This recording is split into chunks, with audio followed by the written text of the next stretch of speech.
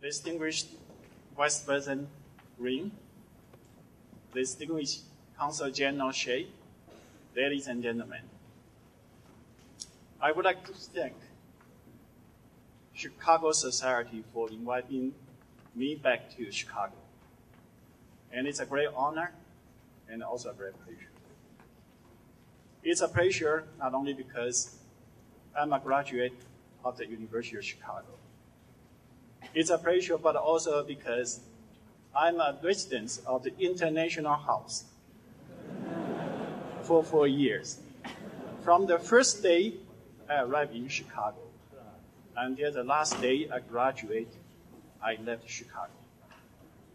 But it's a great pleasure also because this morning I have the opportunity to meet so many old friends and also young friends. And I'd like to use this morning to share with you about 3 topics. The first one certainly is the issue of the global economic recovery. And the second one I'd like to share with you is that if we do well, we can turn the current global crisis into an opportunity for sustainable and inclusive globalization. And the last one, certainly, I also like to talk about the prospect of the Chinese economy in the coming years. Regarding the global economic recovery, certainly we know that since September 2008, after the collapse of Lehman Brothers, the world economy was hit by the most serious crisis since the Great Depression. And from the September 2008 to December 2008, the collapse in the stock market globally and the contraction of international trade, as well as the decline of industrial production in the high-income countries as well as in many developing countries. They were all more serious than what happened in 1929. And there was a possibility the global economy may be trapped into a Great Depression, like experienced in the 1930s. Luckily, we learned lessons from the past crisis. So after the crisis erupted, the government in the US, European countries, immediately adopted a financial rescue plan and avoid the banking sector to go bankrupt.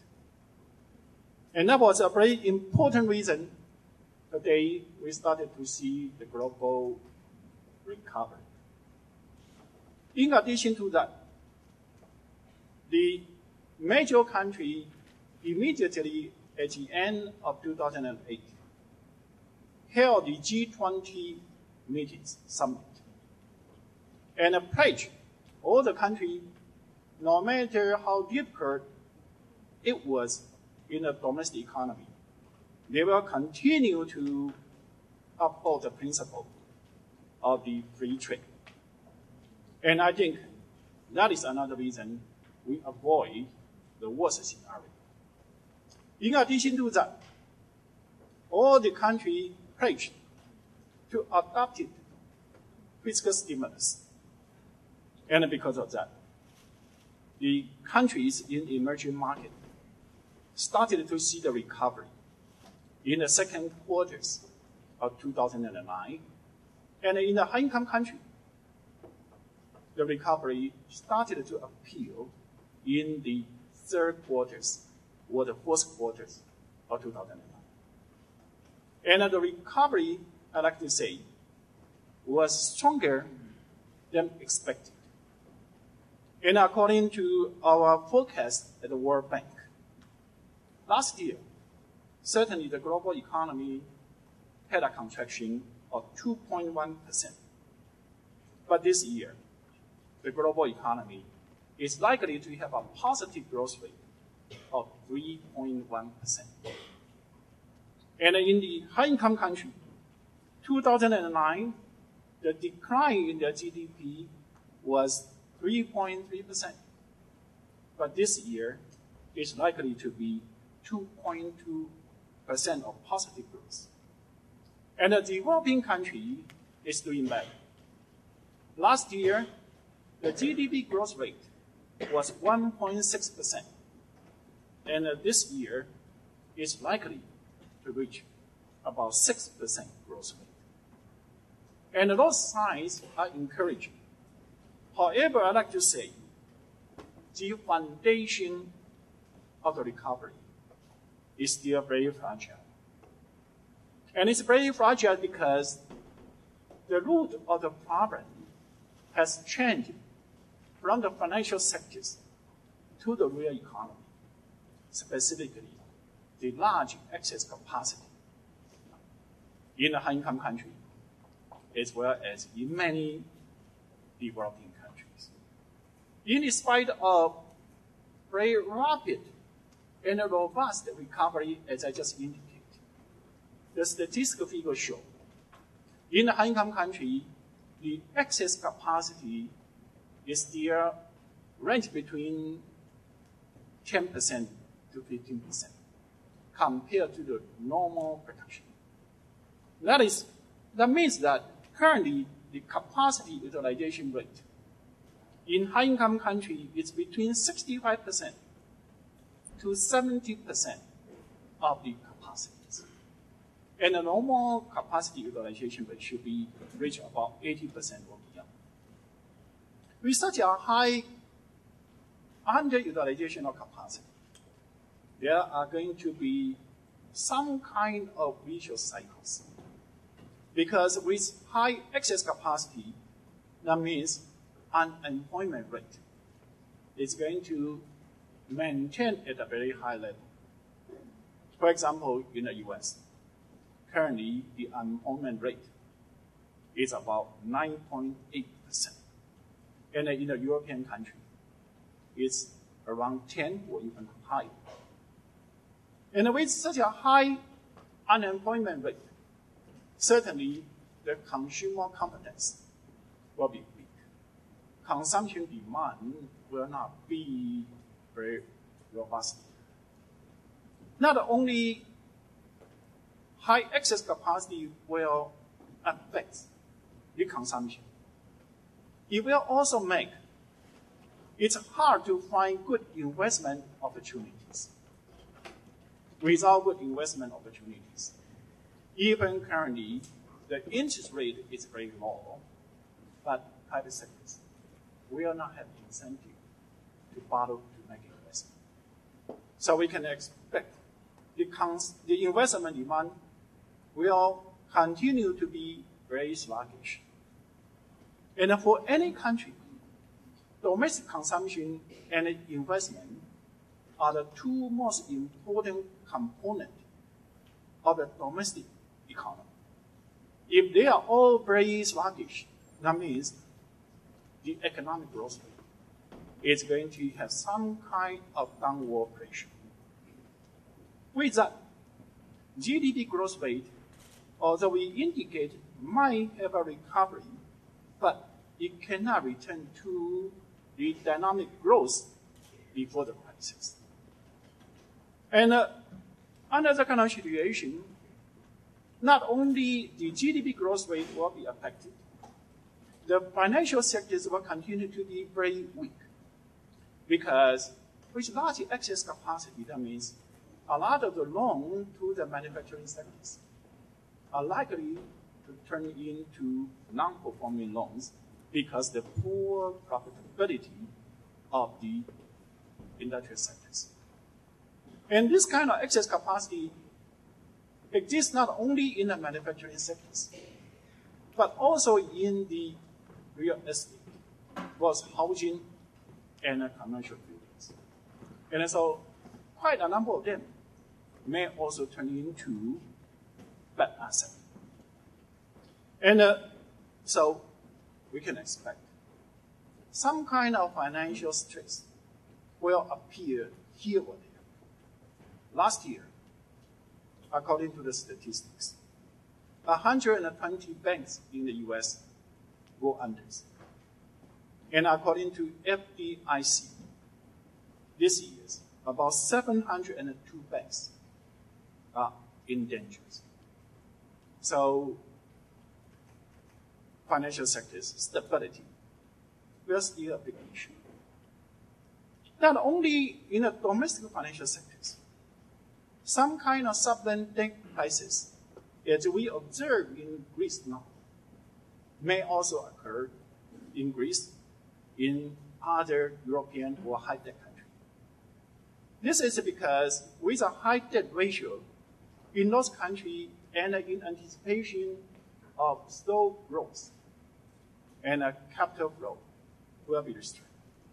And those high debt ratio countries may not have the ability to pay back the debt and turn into a debt crisis. So, the recovery so far, under this backdrop, was mainly driven by two forces. One was the inventory restocking, and that force will come into an end, or have already come into an end now. The other one is the fiscal stimulus, as I mentioned at the beginning. But the fiscal stimulus caused the public debt in the high-income country to accumulate very fast. According to the forecast, among the high-income countries of the G20 group, by the time of 2014, their public debt will reach 120% of their GDP. And with such a high public debt, certainly sustainability becomes an issue. So the pressure for access from the fiscal stimulus is also very high among all the high-income countries, including in the US and in the European countries. And I mentioned that the access capacity is just so huge. And the demand so far for the recovery comes mainly from the fiscal stimulus and inventory restocking. But if the fiscal inventory restocking is already come to an end, and if fiscal stimulus exits, the possibility of a second dip in the second half of this year or beginning of next year is highly probable, unless we find a new source of the demand domestically or internationally. So that is the first point I'd like to share with you. And the second point I'd like to share with you is that if we do well, we have the opportunity to turn the current crisis into an opportunity for more sustainable and inclusive globalization. The main reason is that we know when the economy has a large underutilization of capacity, some kind of government intervention along the line of Keynesian ideas, stimulus, would be desirable. But as I mentioned, currently, there's a lot of discussion and thought about the continuity of the fiscal stimulus. And the main argument for this kind of thought is something proposed by professor at the University of Chicago. That is so-called Ricardian equivalence. The idea of Ricardian equivalence is that, yes, the government can spend more money to stimulate the economy to create a job. But in anticipation, in the future, people need to pay back those kind of debt. The government either need to increase the tax rate or rely on inflation tax. And under that kind of situation, even the government use stimulus to create a job now, but in the future you need to pay back more by tax. People will start to share now. So you are going to encounter a situation that the government spend more expenditure, but the people save more money. The aggregate demand did not increase much. And this is exactly the situation that happened in Japan in the 1990s when they encountered a situation like this. Because of the burst of bubble in the Japanese economy, and Japan started in 1991, had a recession. At that time, Japanese government also used fiscal stimulus to support the demand, to stimulate the economy. And in 1991, the public debt as a percentage of GDP in Japan was 60%. And among OECD countries, that was quite remarkable. But by the time of 2002, the government debt as a percentage of GDP increased to 140%. And Japan did not get out of that recession. So people call that was a lost decade in Japan. And this is a theoretical argument and also empirical evidence why now in high-income countries, both in the US and also in European countries, there's a huge pressure for the government to access from the fiscal stimulus.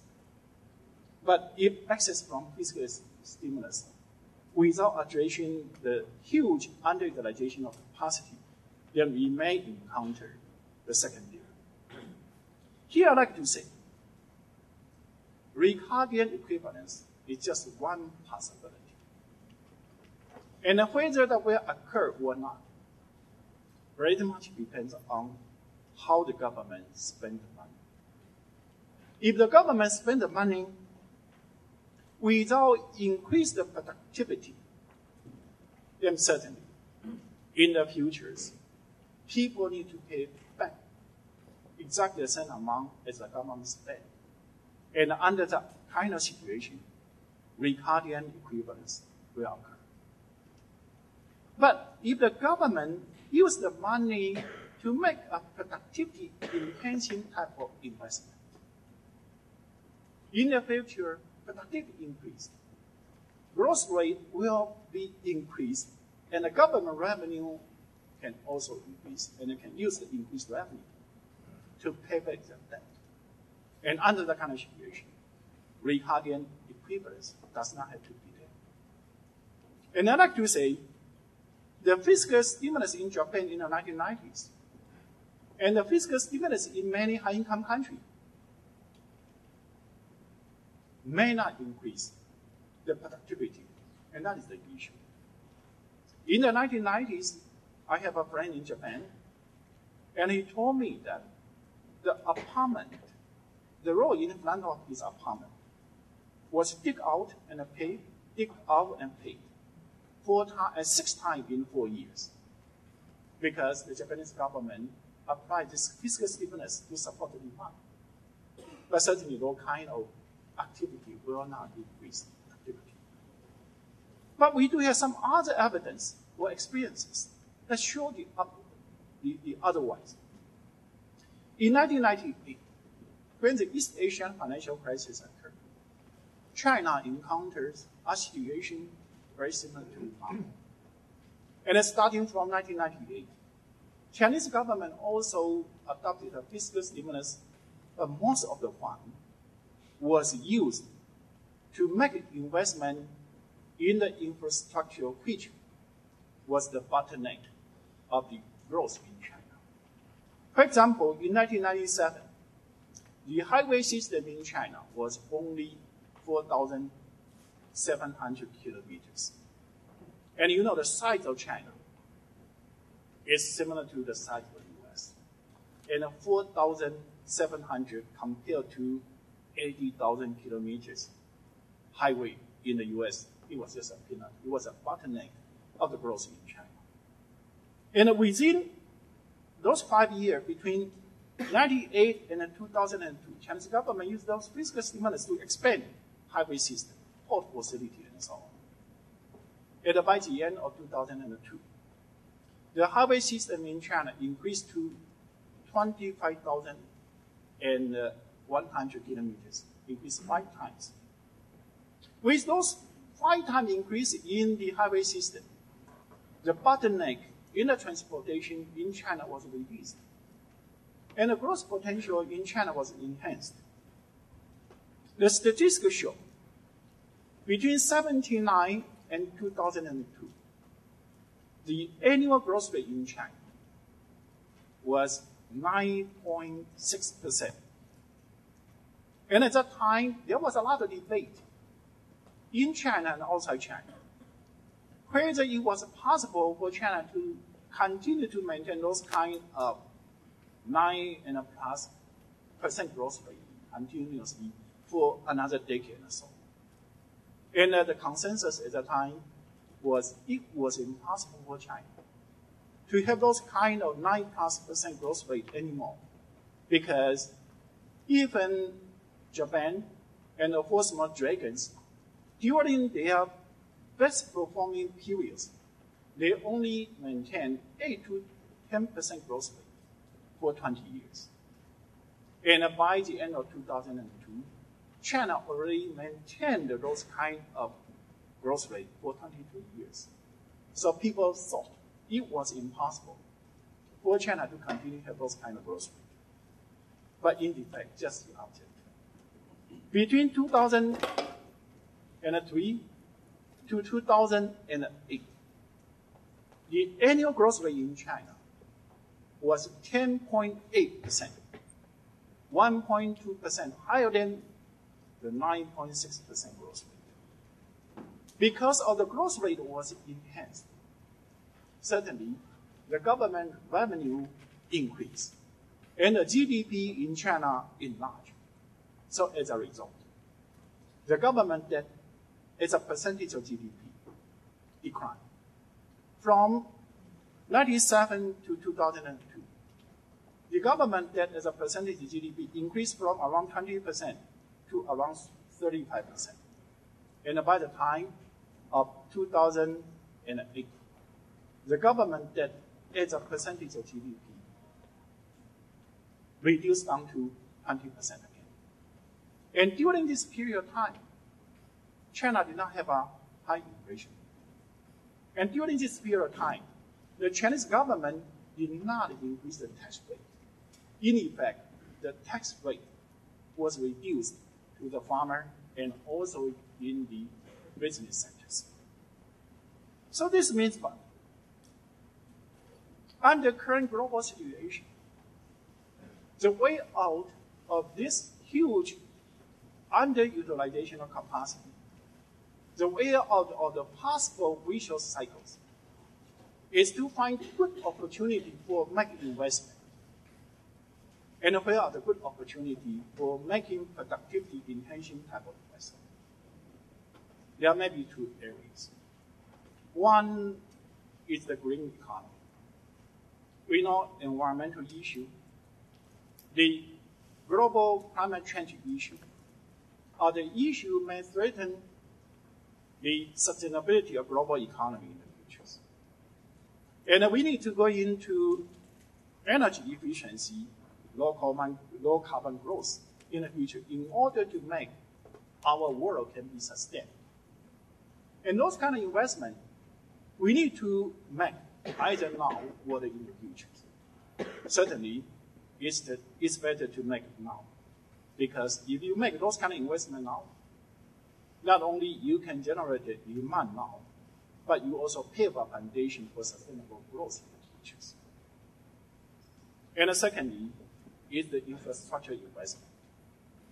Certainly, infrastructure investment in high-income countries, the scope may not be that large, because high-income countries, in general, already have quite good infrastructure.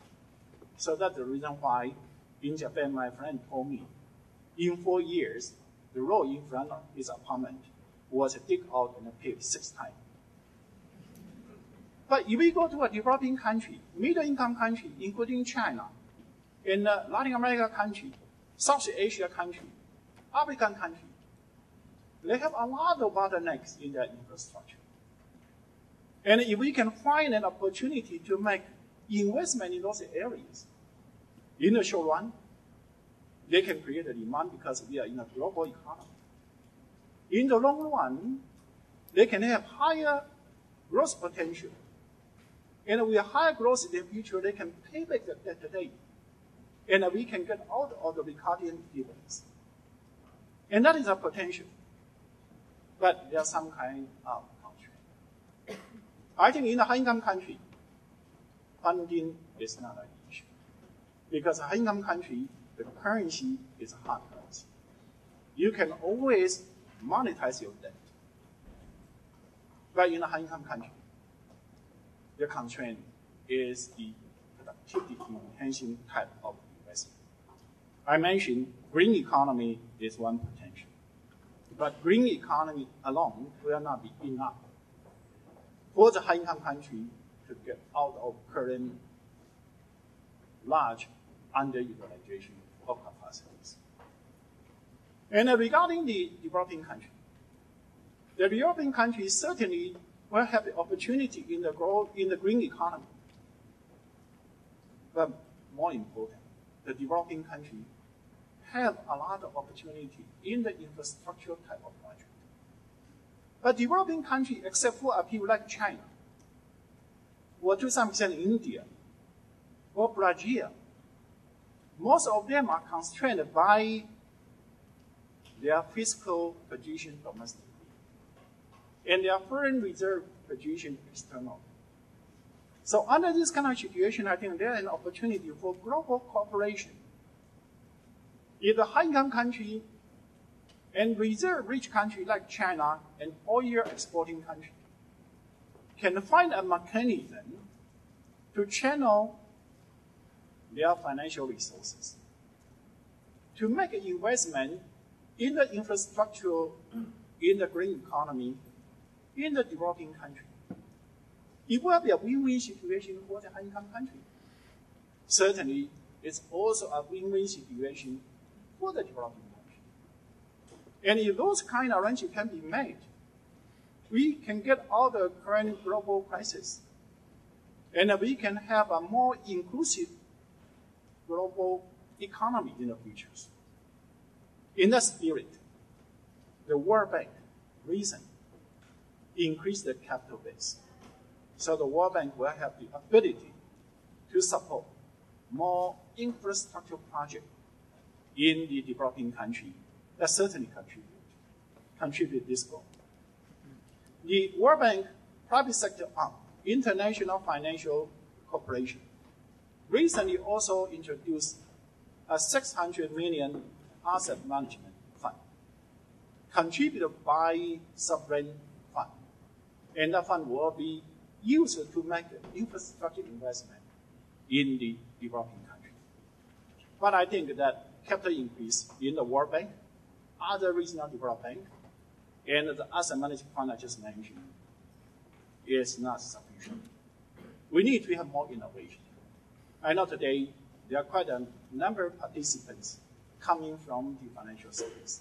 And I do encourage you to have new financial innovations in order to channel funds to make investment in this kind of long-term productivity enhancing type of project.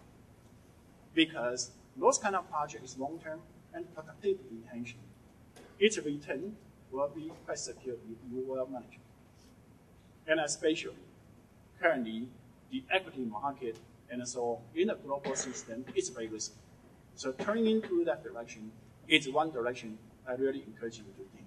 And if you can have a good arrangement, good innovation there, I think it will be good for your return, but also good for the global economy. Finally, I'd like to share a bit more about the Chinese economy, the prospect. I think, relatively speaking, the Chinese economy is in the most enviable position than other countries in the world. We know last year, the global economy shrank 2.1%. But China continued to have 8.7% growth. And how about this year and the coming years? I think China is very likely to maintain high growth rate for several reasons. The first one, the investment opportunities. China is a middle-income country, and it just entered the middle-income cluster threshold. So as a middle-income country, China still have a good opportunity to make investment. Infrastructure certainly continue to be one area. Urbanization, another area. Currently, the urban ratio in China was only 43.1%. Still have a long way to go.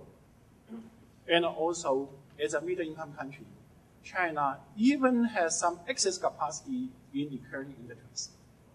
But China can continue to have industrial upgrading. That also requires investment. Not only the investment opportunities are there, China also has sufficient funding.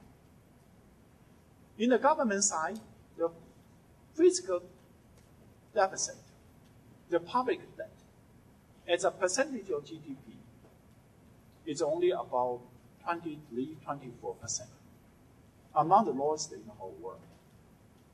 And China externally also has 2.45 trillion US dollars. So with those fund and investment opportunity, we can expect the Chinese economy continue to have a very dynamic growth. Like the first quarter of this year, the year-on-year growth rate in China was 11.9%. And according to the IMF forecast, this year, the Chinese growth rate is likely to reach 2 digits again, 10%. And the Chinese economy currently, its size is about 10% of the global GDP.